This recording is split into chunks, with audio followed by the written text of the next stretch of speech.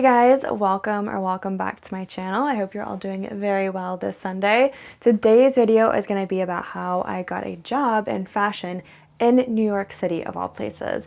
It sounds very The Devil Wears Prada, but it's not that intense, I promise you. But I am going to walk you through kind of like how my journey got me here, and I'm very happy at my role. Fun place to be. It's a great learning opportunity, and I just want to share step by step how I got there. So if you're like in your 20 somethings, maybe you're fresh out of college or you're still in college, or maybe you just even want to pivot careers, I think this is a really good video to show you. First of all, it's doable, but also kind of walk you through a little bit of what it takes. First things first, if you have connections and maybe you're a Nepo baby, I'm not judging, honestly, and you just have someone that's handing you an opportunity, definitely take it, unless you're someone who's like, I want to make my own way in the world, and things just might be a little bit more difficult. But honestly, if you have the opportunity and someone is a connection and they're willing to give you a chance, definitely take it, because it's rough out here. It's literally the trenches when you're job hunting. A little bit of background, I went to FIT for advertising, marketing, and communications.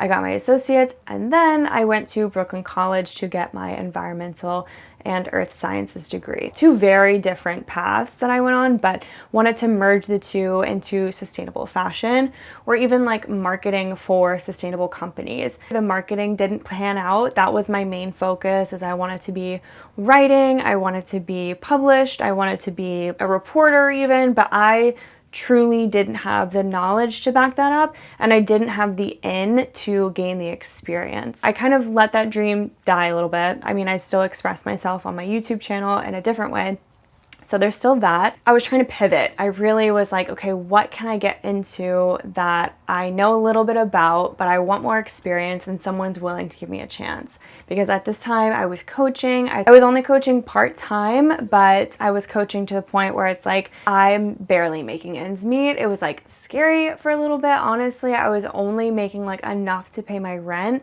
and then maybe get groceries, and I had savings that I was pulling out of, and I was like, really at a time of like, something needs to shift, something needs to change. So while I was coaching part-time, I ended up getting a job offer to manage and direct a gym, and obviously I took that. The job security was really nice, and it was something I wasn't used to, and it was my first like full-time role. Managing became a lot more than I think I signed up for at the time. This is a place that needed like a facelift, it needed a revamp, it needed someone that was very committed to the job.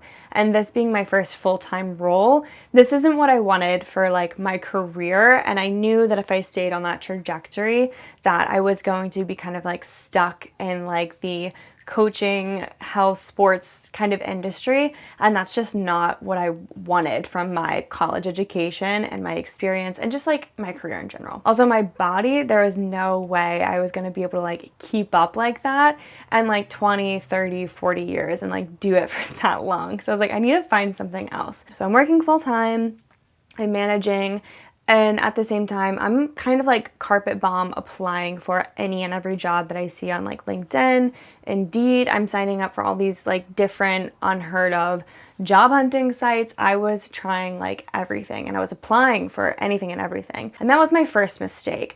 I didn't know at the time what I wanted to get into. I had a very broad sense. I have a lot of different skills, a lot of different things that I can bring to the table, but because I was trying to try everything and experiment with everything, nothing was really landing. I had previously, before actually accepting the role of managing, played with the idea of like interning somewhere and getting some sort of experience and being able to put that on my resume at least, and then move from there. But at the same time, I had to pay the bills. A lot of these places were unpaid internships, and I just literally could not afford to do that. After maybe about like a month of just having applications go out and not land, I genuinely was not getting any calls, any emails, any interviews lined up for like, I know I said I was applying for a month, but closer to 2.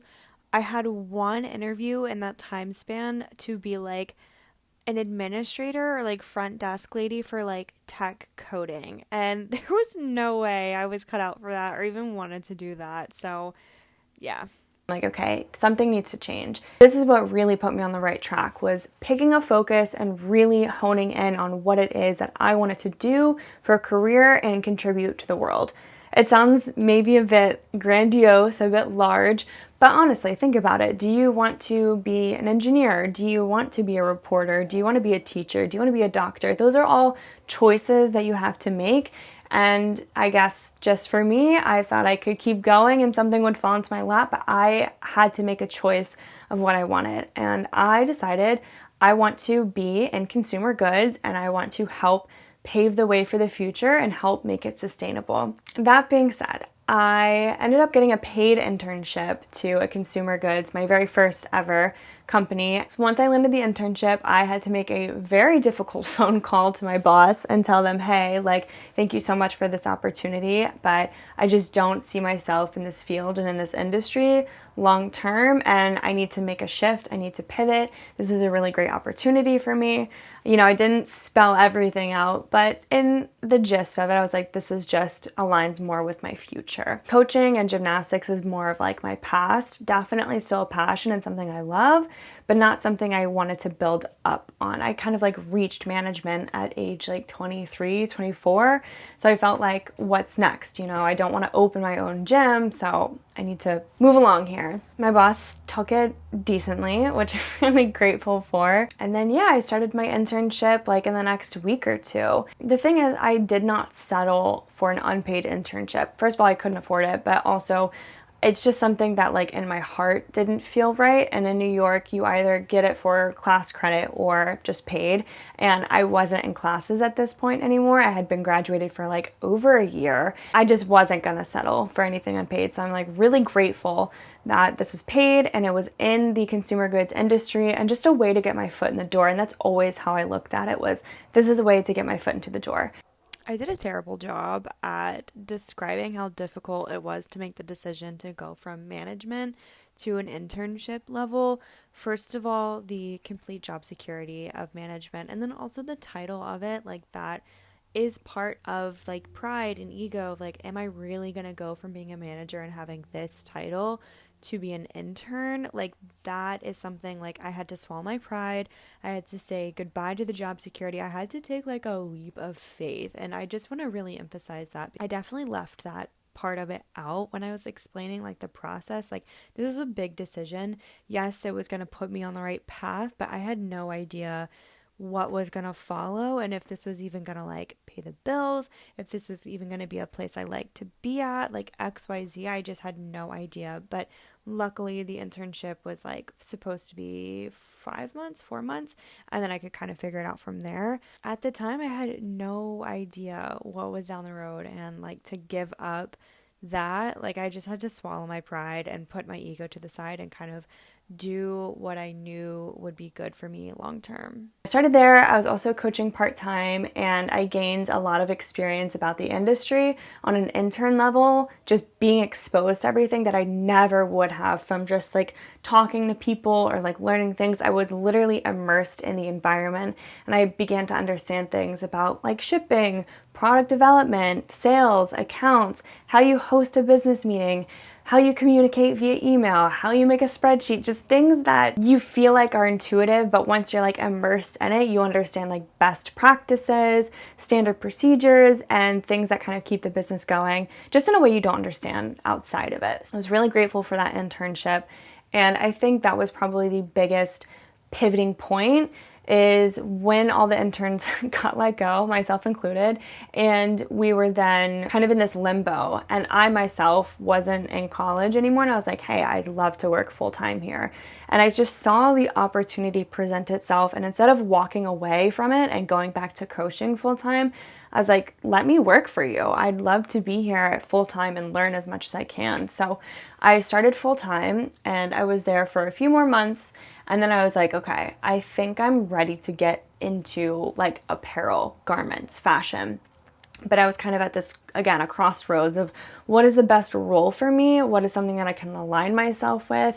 And if you're in this similar position, I think what you should do is make a list of everything that you do day in and day out, kind of like your tasks that you perform, also your interests, and then also things that you're good at. Kind of comb through those lists and see if there's a role that is in those skills that you've listed out there on the internet somewhere. So for me, I know I was doing a lot of like cost sheets, I was communicating a lot, I was communicating to factories, global partners, and I put all of that together. And then kind of when I searched those responsibilities and keywords, what popped up was mostly production and sometimes like sales assistant. Being exposed to sales though, it's just not something I wanted to do. I felt like, yes, I'm a people person, but at the same time, I'm much more interested in the product development side of things. So on my resume, I definitely played up to that. I put a lot more of those responsibilities and tasks on that side of the resume versus like my association with accounts and sales. Don't forget, your resume is not something that is set in stone that you have to live and die by.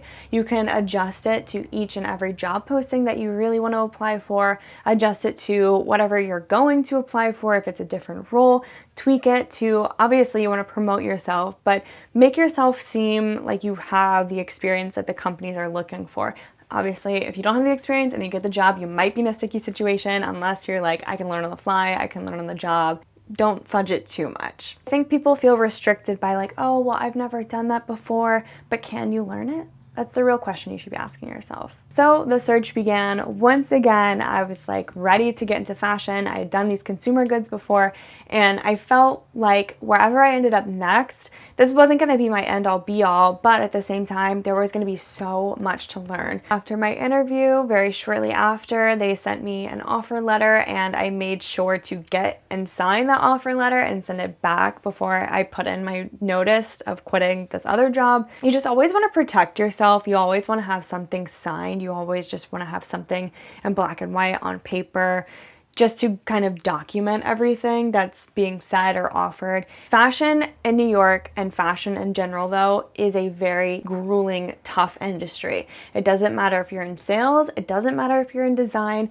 it doesn't matter if you're in production, it doesn't matter if you're in logistics, shipping, warehouse, it is tough.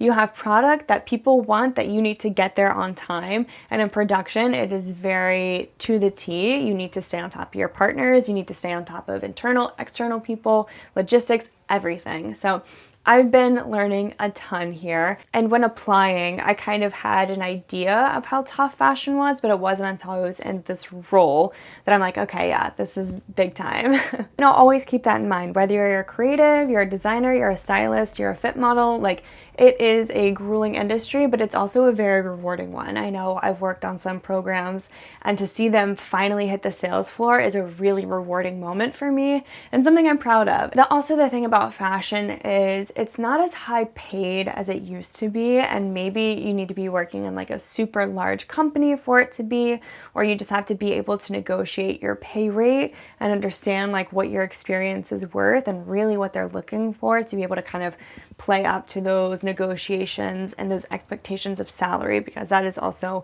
something very tricky. I negotiated up my salary, which I feel, again, really proud of, but at the same time, I only felt empowered because I understand what the market kind of landscape looked like for that role. So I understood that I could ask for a little bit more because that's what industry-wide the standard was at the time. Don't lowball yourself. Always know your worth. Now I've been at this company that I'm currently at almost a year, and like I said, I've learned so much. I'm only continuing to learn and grow, and I'm so excited to see where my fashion career takes me. I'm in production now, but maybe I'll move over into some other area. Who knows? I'm just going with the flow and very proud of myself, because looking back where I was a year ago even, I was honestly very miserable in the sense that like I felt like I had no direction. I felt very stuck, like I couldn't make anything move. But once you narrow down your focus, you get concentrated and you hone in on what it is that you want, you can move mountains. Once you just set your mind to something, things like start to fall into place. But if you're moving around in this undecisiveness kind of headspace, you're not really going to get anywhere. You're not going to be able to put one foot in front of the other because you just don't know what direction you're heading in. Always keep that in mind. If you don't have a direction, of course, you're going to feel stuck.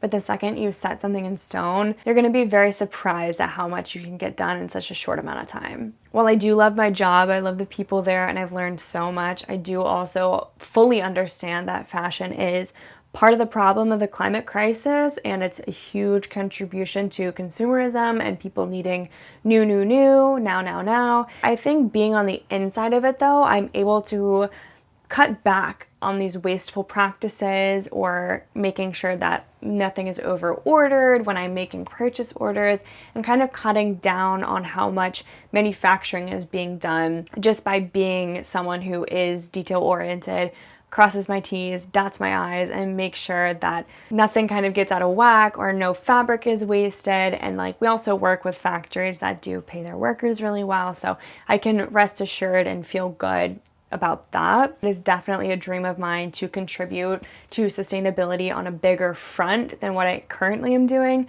But at the same time, you have to kind of know when to push and when to be. And right now, for me, it's a time to be and just learn and soak up and absorb as much as I can about the industry, about being a wholesaler, retailer in manufacturing, and understanding the process from end to end. And like I said, I wouldn't trade it for the world. I'm very happy to be where I am now and learning so much. If you guys have any questions about my job or about the fashion industry as a whole, I would love to answer them. You can leave them down below. If I get enough questions, maybe I'll do a full Q&A. You guys can also reach me on Instagram, same as my YouTube, at Earth or Nothing. I'll leave it linked down below as well, so you can check me out there. It's always so nice chatting to you guys and kind of sharing my story, and hopefully it was inspiring. Hopefully it was helpful. Again, if you have any questions, let me know down below. I love you very much. There's going to be a video at the end of this one recommended just for you, so stick around to check out what that is. Until next Sunday, don't forget to be kind to yourself, others, and the planet. Bye.